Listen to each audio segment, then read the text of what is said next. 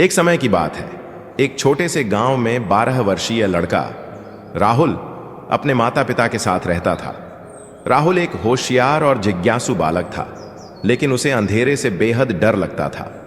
हर रात सोने से पहले वह अपने कमरे की सभी लाइटें जलाकर रखता और दरवाजा थोड़ा खुला छोड़ता ताकि बाहर की रोशनी अंदर आ सके। एक रात राहुल ने एक बेहद डरावना सपना देखा।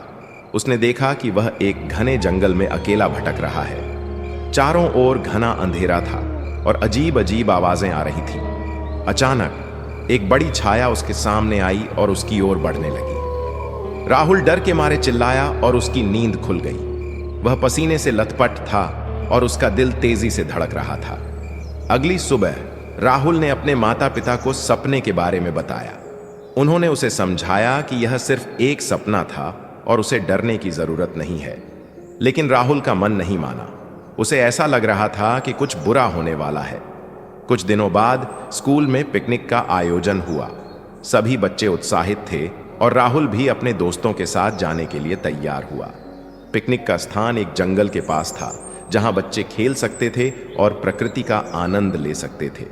पिकनिक के दौरान राहुल अपने दोस्तों के साथ खेलते खेलते जंगल की ओर बढ़ गया। खेलते खेलते वे सभी जंगल में गहराई तक चले गए और उन्हें समय का ध्यान नहीं रहा। अचानक मौसम बदलने लगा और घना अंधेरा छा गया। बच्चों को रास्ता समझ में नहीं आ रहा था और वे डर गए।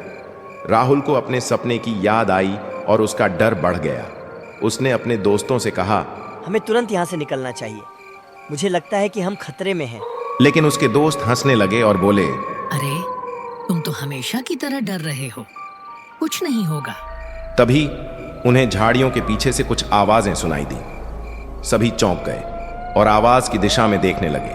अचानक एक बड़ी छाया उनके सामने आई। सभी बच्चे चीख पड़े और भागने लगे।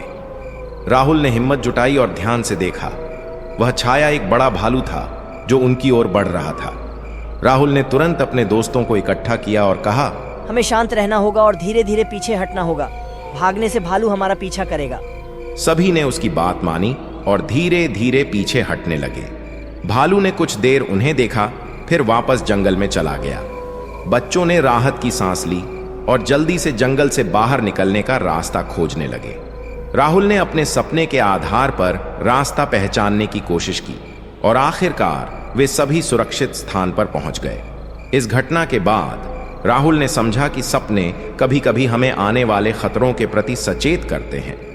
उसने अपने डर का सामना किया और अपनी समझदारी से सभी को सुरक्षित बाहर निकाला। अब वह अंधेरे से नहीं डरता था, बल्कि उसने सीखा कि हिम्मत और समझदारी से किसी भी चुनौती का सामना किया जा सकता है। इस कहानी से हमें यह सीख मिलती है कि हमें अपने डर का सामना करना चाहिए और मुश्किल परिस्थितियों में धैर्य और समझदारी से काम लेना चाहिए।